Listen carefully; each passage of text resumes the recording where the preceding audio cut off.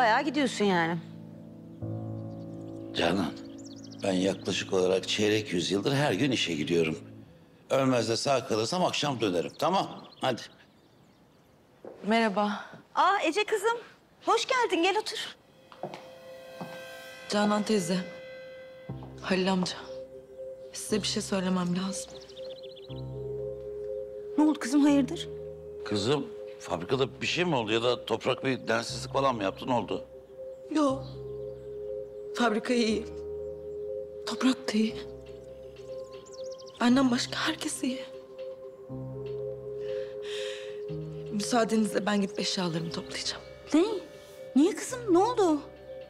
Olması gereken bu Canan teyze.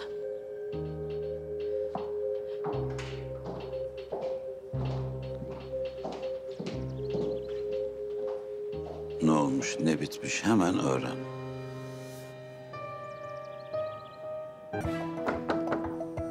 Ece. Ece kızım. Ne oluyor gene yavrum? Ben Gonca'ya gittim. Haddini bildirmeye. Çok iyi bir hamle olmamış o tabii, değil mi?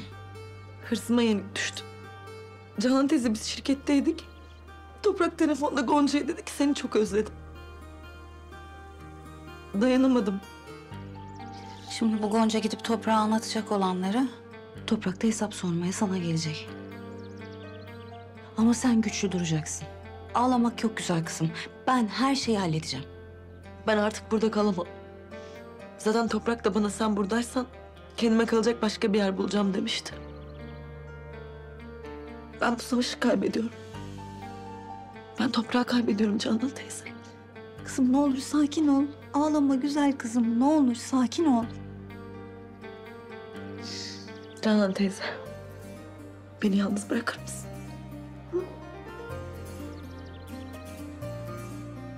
Tabii kızım.